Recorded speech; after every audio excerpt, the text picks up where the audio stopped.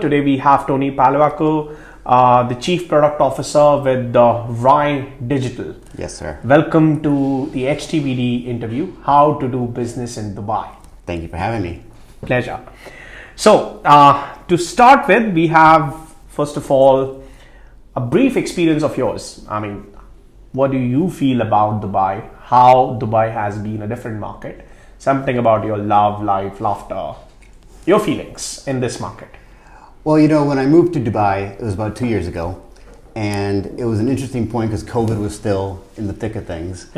And at that time, I was working in Seattle in the United States, where I was head of product for Boeing with their commercial and defense factories. And they laid off 31,000 of us, and I had a choice to make. Oh. Yeah, I had a choice to make. After all the interviews and all the decisions started to roll in, I had an offer at Apple in California, a fintech startup in Paris, wow, and this 3-month consulting gig in Dubai.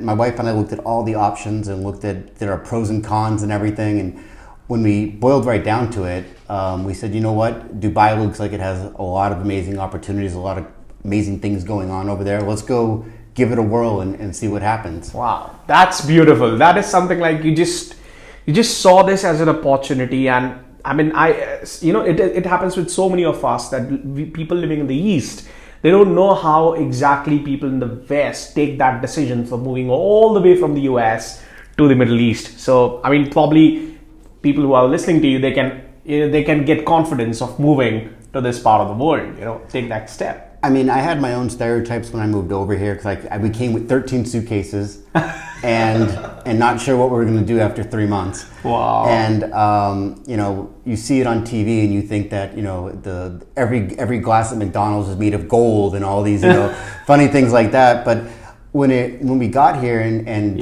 got settled in, it was really interesting seeing how diverse and how you see many different people in different forms of life coming together in one space, and it's really beautiful. And it makes for a really exciting business atmosphere, it makes for a really fun social atmosphere.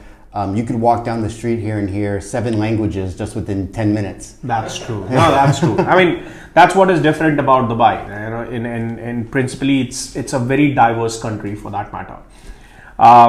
The other aspect which probably we would want to listen from you is, in your experience, what's your presence like? What's your business, or you as an individual? What are you doing in this market particularly? Like you're into managing something, or you're into execution? What exactly it is?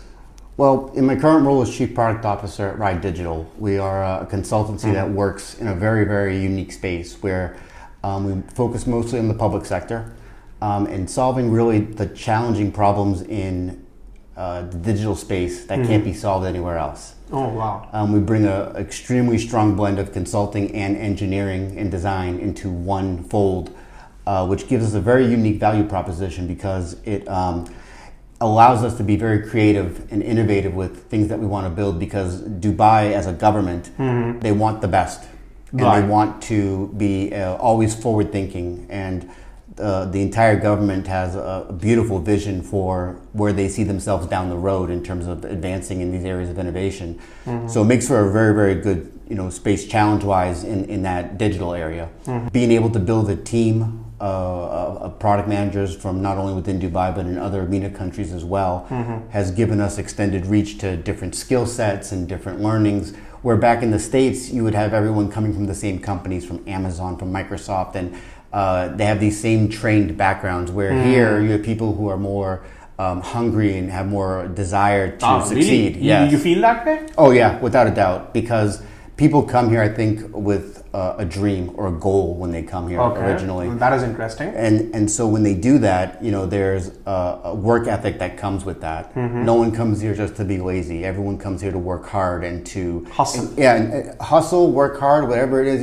It's the drive that moves you. And I think that was one of the reasons why when I moved over here, I was able to transfer my membership in the Rotary Club from the United States. So now I'm a member of the Rotary Club of Dubai. Oh, wow. So I'm able to still keep up to date with my community service, my volunteering, We've done some incredible work there as well. So it's like a good balance between the two parts of my life that I had back in the States. I was able to really bring them over to here. That's beautiful. It's something which is very motivating, as your words, that people are over here are quite hungry. That's something which is very unique, because developed markets like US, people mostly look up to that market. But someone of your experience who comes to this market and tries to experience this market and bring a newness in the industry is something very interesting for people who want to move over and look up to. Yeah, that's something which is very interesting. It is, and I think to go off that point, it's also it's in a framework of where there's a whole beautiful part to this region, Dubai, Abu Dhabi, the whole area. Yeah. That a lot of the other rest of the world hasn't really been opened up to yet, or they have their own image of what it might be over here. And so when you come over here and you get to see how like I said, how diverse and how much opportunity there is, you get really excited that you want to go and work hard. Yes. You want to, because you see everything, the amount of safety here, the amount of cleanliness. Yeah. The advancements on the smart, even just driving down the highway, the smart city factors that they have here, all of those things make for such a great environment. Who can complain when you can have your laundry delivered? Right? That's true. That's true. That's cool. That's a very cool part of Dubai, I would say. One thing, because you are from the technology industry, so what one could expect in this industry in Dubai? Like what your experience is like, what kind of businesses are thriving, growing, and if someone wants to come do a business or let's say work in the technology industry in Dubai, then what kind of opportunities are there to explore? The amount of opportunities is absolutely amazing, because in two cross sections you have Dubai Internet City, where you have Microsoft, you have Oracle, you have Amazon, IBM, Hewlett Packard, all the big names are there, and they're hiring too. But on the flip side, you also have this thriving ecosystem of venture builders and startups that are coming out of everywhere. You can find venture builders all over Dubai that will help accelerate your startup idea, provide you with working space, help you with mentorship. They're really taking a model out of the U.S. Silicon Valley type framework for that. But I've seen fintech as being something that's been growing exponentially over the last couple of years. I've also seen a number of areas in moving into super apps. So where when you see something like Kareem, where you can order a car, or you can get your food delivered and do all these different actions. Even with the new app that's coming out, the super app Astra. That came from another app that's now moved into it, and so there's like I said, it's a really, really unique blend of thriving startup culture mixed in with the big players, and then in between you have the middle-sized tech areas that are booming. One of the opportunities I think that's really strong out here, and it's something that I thought about doing in reverse, was like, well, what does the US have that they don't have over here that I could bring over from an idea? And then likewise, like, what have I learned in Dubai that I could take back to the US and bring it over there? But it's been interesting seeing how that is, because even the most senior people I know, and I deal with C-levels all the time in many different industries and government here in Dubai, everyone also has a pet project that they're working on. So for instance, like I had, on my spare time, because not that I don't have enough to do, I figured I would start building an app where it would help expats who are coming in here sort of learn the really truth about how do you do this and how do you do that, and making it something that's catered towards a specific niche. So if you have, and that's the other great thing here, is that if you have a niche market focus that you're looking at, it's very easy to find a product market fit, because everyone who moves here, the one thing that they will always go back to is something that reminds them of home, at least connects them to back home. Like as an example, the one thing I noticed was that in the US they have these Russian spas where they go and they beat you with the brush, and it's like in a massively hot sauna, and then you jump into an ice cold pool afterwards. And it's traditional, like that part of the world culture. And even Korean culture does it as well too. And so I thought, wow, with the population here, that would be a game changer. Interesting thing, And then someone took it, I invested with them, he opened it, and it's it's been going great. In Dubai? Yeah, in Dubai. And so should you have a Russian spa here where you can take a dip and in a cold water, then like hot water and then hot sauna and then cold water? I have one that I've invested in. Oh, wow. I mean, that's amazing. I think for the listeners to know that we have someone who's, running a technology company and then doing side investments. That's a beauty, of being in this market, that you can experiment certain niche. It's great. And it's even better is because when you go to make a business case for something like that, you have to do a lot of work. You have to identify your target audience, your operation model, your profitability model.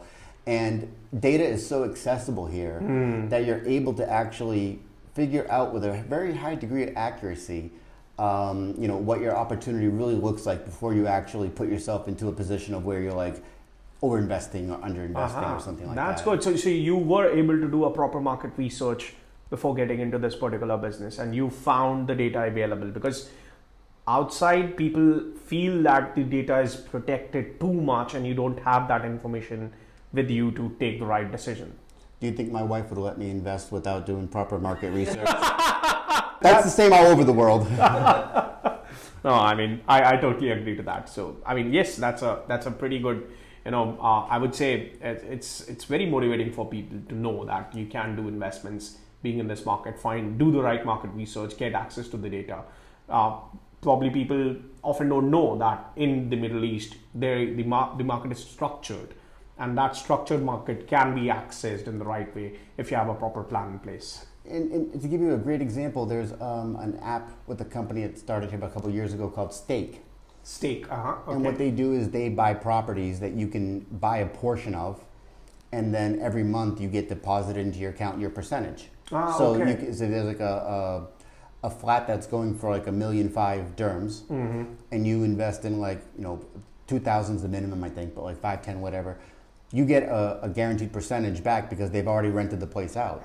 Oh wow, this is nice. No, it's great, but it's one of those models where it's like it's passive income. Albeit not huge, but consistent. But it's another way that people can always find opportunities to invest. And I never saw this type of app in the U.S. Yes, yeah. I never seen it anywhere before. I mean, there is something in some of the developed countries. There are bonds where the companies invest in real estate companies. Yeah. Business parks, and then they share the profits.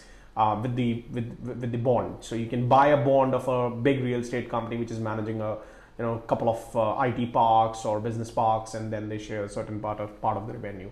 But not something like this, which is through an app. You just go and invest, and you get the passive returns. I'm the proud owner of 2 tiles in that apartment. Oh, that's interesting. Okay, talking about about these investments and the kind of way you're growing things, you meet a lot of people in this market. So what's your opinion, like the people, the businesses, what's your opinion about the vibe in Dubai? What do you feel? So that's an interesting question, because one of the things I found incredibly life-changing in a way was when I was downtown in Dubai, and I was having coffee, and Emirati gentleman sat down next to me, and we were just sort of talking a little bit, going back and forth. And he says, "Oh, well, where are you from?" And I said, "Oh, I'm from the United States. I just moved here about a year ago." And he said, "Oh, well, welcome to our country. I hope you're enjoying it." And that was really my brain blew up for a moment, because I lived in the U.S. for 43 years, and I've met a bunch of people. Where are you from? Oh, I'm from France, or I'm from here. And I'm like, all right, well, good for you. Like, I've never welcomed someone to my country before, or had that pride or anything like that. No, that's true. Very the openness that people have here to accepting anyone is pretty eye-opening. I think the other thing, though, is in terms of the vibe of Dubai, is that it's whatever you want it to be here. If you're the kind of person who likes to go out and party on the weekends, or get crazy after a long week of work, you can do that here. Yeah. If you want to drive out an hour and go to Rock or Sharjah or someplace to go to a park or something, you can do that. Yeah. If you just like a quiet coffee shop, there's plenty of them here in Dubai, all over the place. Yeah. And the amount of hidden gems I've found for food, coffee, and treats has been just amazing. There's a never-ending list of places that I could go eat or drink or enjoy scenery or something beautiful here. There's just nothing. And I mean, maybe I'm getting used to it now. It's like, I don't even blink when I see a Lamborghini anymore because I'm just like, oh, another Lamborghini. But then it's like, I'm more interested about, let's go try that new restaurant that opened up, Okay. No, we know that you love about food because you mentioned in the last interview. Yeah. So just to ask you, what's your favorite food like? Like what do you like about food in this country? Talk about it. So I think the awesome thing is that you can get anything, anytime, anywhere pretty much. Because either you can order off one of the apps that are popular in Dubai like Talabat or Careem or Deliveroo, and you can have it delivered to your door. But if you want to go fine dining, you can go to Armani in the Burj Khalifa. You can go over to Burj Al Arab. For me, my favorite food, I think, the favorite thing I love about food out here is that I've been able to open up my palate to a whole bunch of new things I would not have had the access to in the U.S. Wow. Okay. And that's pretty wide because I've definitely done my time. I used to be 200 kilos, so I used to really love food. But I think one of the also great things is that like the food here is actually very authentic. So if you go to certain parts of Dubai, there's Filipino restaurants that are super authentic when it comes to like straight out of Manila. Yeah, you would find very authentic food here. Yeah, yep. Indeed. And then you learn there's so many different kinds of shawarma. There's Lebanese shawarma, there's Syrian shawarma, there's all these different, and they're different. So it's like you get to try them all. And so it's like there's some of these foods that I picked up over the last couple of years. I have to remember my friends at home don't know what I'm talking about sometimes. But I just trust me, it's amazing. How about kebabs?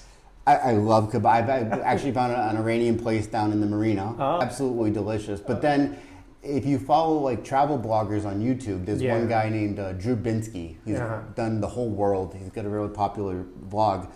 And he did a stint in Dubai. And so he went to this one kebab place downtown. And it's a little hole in the wall. It's just a grill. It's an old guy. He's been there for like 40 years or something. And that's next on my list. Okay.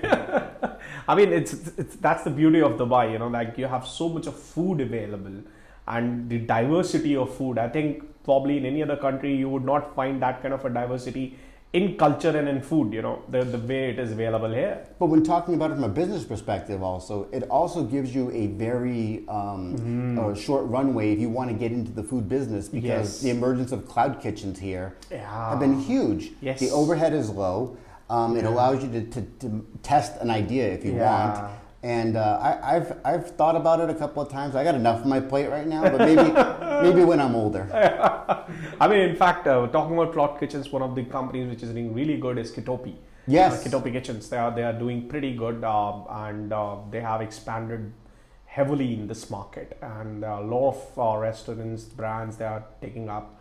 So yeah, cloud kitchen business is growing. Another one is Icon, which I know. Yes. They are also doing Fasos. That's another one. So indeed, that's you're very much right that when it comes to cloud businesses, I mean cloud kitchens, and in this market, it's a good place to try out if you want to find out a niche food or gastronomical idea which you have in food or something like that. Interesting, very interesting. So this time of the year when we are recording, it's almost December. The weather has changed. Very soon we would be having DSF, Dubai Shopping Festival, and then you might have had a bit of experience of Ramadan also. What's your opinion? How businesses change or the behavior change during this time, or what's your opinion of the overall economy, how it does during these particular time, winters and Ramadan and DSF? So I think what I've been noticed a couple of things is that number one, when you move to Dubai, or frankly anywhere in the world, I think, is that you have to constantly just keep in the back of your head that you're a guest. You're a guest there, and there's social norms and ways of life that may not be part of your culture, but you have to embrace them into your culture. And so, my first Ramadan here, I actually fasted for Ramadan. And I didn't know anything about it. My friend asked me, he says, oh, I'm gonna, Ramadan starting, I'm gonna be fasting soon. And I said, oh, he says, you want to fast with me? I said, sure. And he didn't tell me that there's a process to like prepare for fasting. Oh, okay. I just said, okay, midnight, I'm done eating, and then the next like couple of days later, I was like so tired and weak. I was like, oh, Yeah. but after like about 4 or 5 days, it was almost like purifying. Yeah. And seeing how the businesses operate, I think that in some cases it's very unique because in Dubai there's such a heavy expat population that business actually increases in some cases because they're not practicing Ramadan, but everyone else is. Yeah. So there's certain businesses that have an uptick, which makes it sort of interesting. But I also think that how the businesses are operating during Ramadan, I think it's something that when you're in the usual ebb and flow of a business cycle, I don't see there's much of a difference between Ramadan and business maybe dipping a little bit versus the winter season in the US where a snowstorm can knock out your business for a full week. You prepare for that in advance. So you work that into your numbers, you work that into your figures and how to operate with it. But it's been, to me, it was nothing different. It was just really a time where got to learn a lot more about the culture. That's nice. And got to understand the meaning behind Ramadan. And we actually did some service during Ramadan also with providing meals for people and stuff. That's beautiful. And it was interesting to experience it. And it's something that now it's getting involved in the community and then giving it back. I think that's the time that. It's the best time of the year when you can practice something like that. Yeah, and now it's been absorbed into my culture. Yeah, that's beautiful. So one last thing, take a deep breath. Yeah. And your advice for anyone coming to Dubai for work, for study, or for business. One good advice. So I think the best advice I could give someone moving to Dubai for business or for a job or what have you, the first thing would be to come with an open mind, come ready to be humbled, to be excited, to be motivated, all in the course of maybe 1 hour of a day. Oh. But to also remember that Dubai isn't just about the Burj Khalifa. It isn't just about Lamborghinis. Okay, it's about a very rich historical culture that if you do the history, you would understand the significance of it. To give you an example, Sheikh Mohammed wrote a book in 2012. In this book, he references that in 2021, the UAE would put someone on the moon or put someone into space. And 2021, if you recall, there was the space rocket going up. Now, to me, that hit really hard to home because when have you seen many governments make a promise 10 years in advance and nail it to boot? Okay, so like to me that was just a glimpse of the forward thinking, and it's great advice just for anyone moving here is that if you keep focused with a goal in mind and you don't get straight away from it, you can achieve it. And I think that Sheikh Mohammed did a great job of exemplifying that, personifying that, but then also taking that with you as a life lesson when living here. There's anything that you've wanted to do, you can do here. Anything that you've wanted to stop doing, you could stop it here.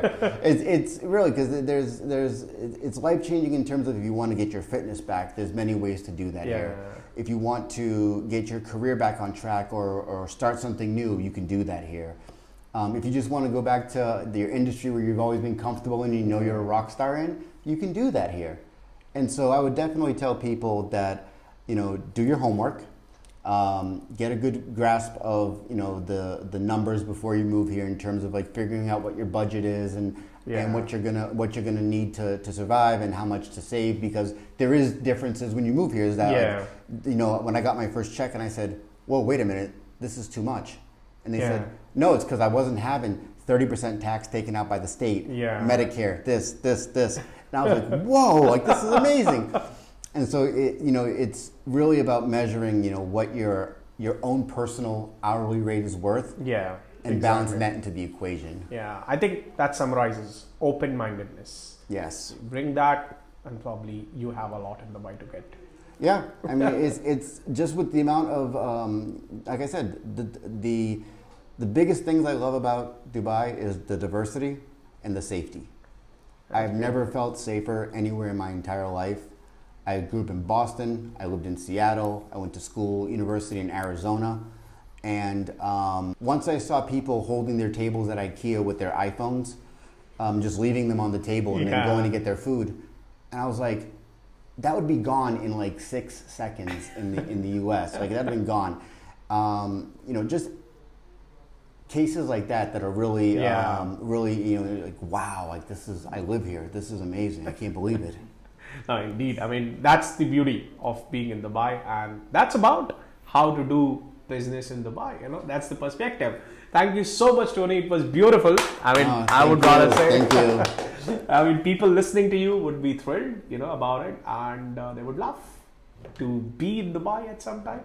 Well, I'm always here, so I'm not going anywhere soon. So always up for a coffee. Perfect. Thank you so much, Tony. Thank you. Thank you.